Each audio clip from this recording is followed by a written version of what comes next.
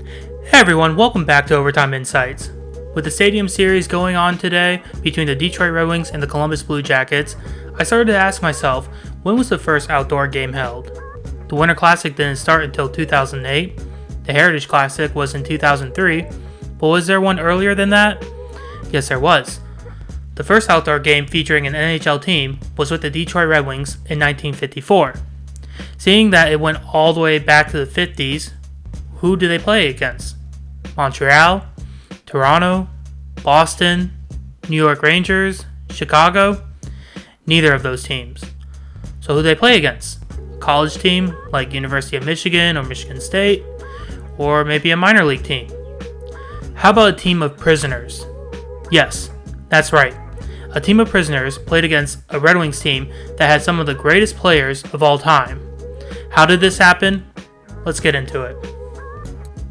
The genesis of this extraordinary sporting event can be traced to the summer of 1953, when the Detroit Red Wings general manager Jack Adams and team captain Ted Lindsay were touring Michigan's Upper Peninsula as part of a promotional campaign for Stroh's beer. During their visit to the Marquette branch prison, often referred to as the Alcatraz of the North, Warden Emery Chaquez extended a bold invitation to Adams. Bring the Red Wings back to play against a team of inmates. Adams, likely never expecting such a match to materialize since the prison lacked a proper ice rink, casually agreed to the proposal. Now, some accounts suggest Adams may have had additional motivation for accepting the invitation. According to certain sources, his agreement might have been a favor to two infamous inmates he knew personally, Harry Keywell and Ray Burstein, both members of Detroit's notorious Purple Gang. Regardless of his reasoning, Adams was reportedly surprised months later when Warden Jaquez called to inform him that arrangements for the game were proceeding and that an ice rink would be ready by early 1954. True to his word, Adams honored the commitment, and plans were made for the Red Wings to travel to Marquette for a game on February 2, 1954. The construction of the prison rink was entrusted to Leonard Okie Brum, the prison's recreation director and a former University of Michigan hockey star. Brum oversaw the creation of a regulation-sized hockey rink in the prison yard, an impressive feat considering the constraints of the environment.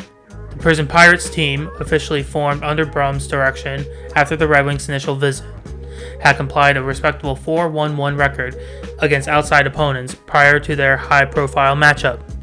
The team had received equipment donations from both the Michigan Tech Huskies and the Marquette Sentinels to establish their hockey program.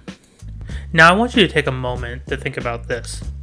We just had the Four Nations face-off, and this is in the middle of the hockey season. Imagine in the middle of the hockey season, instead of doing a Four Nations or an All-Star game, if an NHL team says, you know what, let's take a break and let's play an expedition game against a team of prisoners. It's insane to think about that actually happened. It wasn't just like a team of Red Wing players, like maybe it was their backups who went to go play prisoners. The star players played against prisoners. Insane. When February 2nd, 1954 arrived, the weather conditions proved ideal for outdoor hockey. A brisk 21 degrees Fahrenheit, which is approximately negative 6.1 degrees Celsius, with overcast skies and light wind. The Detroit Red Wings arrived in Marquette via a chartered DC-3 aircraft, bringing them a roster of legendary talent, including Gordie Howe, Ted Lindsay, Terry Sawchuk, and Red Kelly, along with other standouts like Tony Leswick, Metro Prestol, Bob Goldham, Benny Watt, Marcel Pronovist, and Len Kelly. Before the game, there had been some understandable concerns about the safety of professional players competing against convicted criminals, particularly regarding the wisdom of providing hockey sticks to inmates. However, Ted Lindsay, who had interacted with the prisoners during his previous visits, expressed confidence in his ability to handle any potential trouble, remarking years later, "I was never concerned, because I figured that I could take care of myself." Now, considering the time that this all happened, I truly believe that these players didn't worry about their safety and really believe they could handle themselves. If something like this were to happen today, I would say no. I would say players would be very concerned for their safety. The extraordinary scene that unfolded that day featured the entire prison population, approximately 600 inmates, with the exception of those in solitary confinement, gathering around the boards to witness this unprecedented sporting spectacle. The atmosphere was surprisingly positive, with Detroit left winger Johnny Wilson later recalling, "Most of them were great hockey fans. They listened to all the games on the radio, they knew all the boys and were cheering us on, which was kind of nice." The game itself began at 2 p.m. and quickly demonstrated the vast gulf in skill and experience between the professional Red Wings and the amateur prison Pirates. By the end of the first period, Detroit had established a commanding 18-0 lead over the inmates and their goalkeeper, who was reportedly overwhelmed by the Red Wings' offensive onslaught. At this point, the score was no longer officially tallied, and the remainder of the game evolved into something more resembling an informal scrimmage than a competitive match. The most memorable aspects of the game came after the initial period.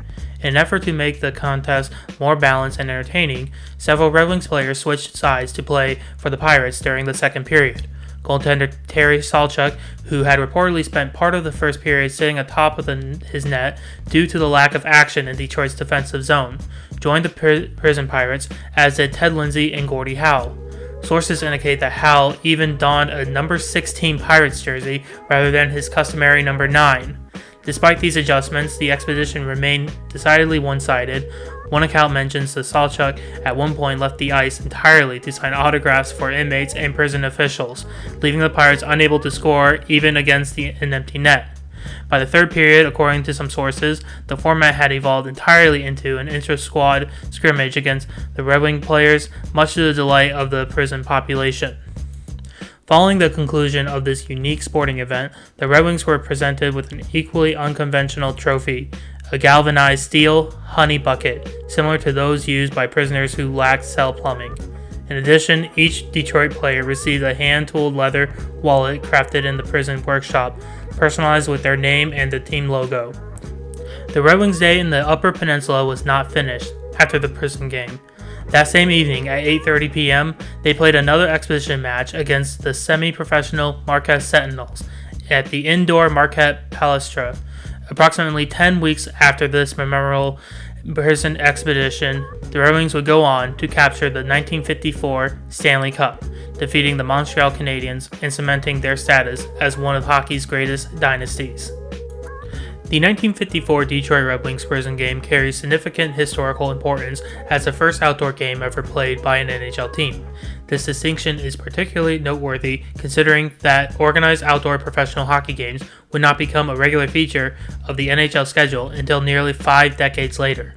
Indeed, the next documented outdoor game involving an NHL team wouldn't occur until 1991, when the New York Rangers and the Los Angeles Kings played an exhibition match outside Caesars Palace in Las Vegas. The first regular season outdoor NHL game took place on November 22, 2003, when the Edmonton Oilers hosted the Montreal Canadiens in the Heritage Classic at Commonwealth Stadium. This event, inspired by successes of college hockey's Cold War outdoor game between Michigan State and the University of Michigan 2 years earlier, drew over 57,000 fans despite frigid temperatures.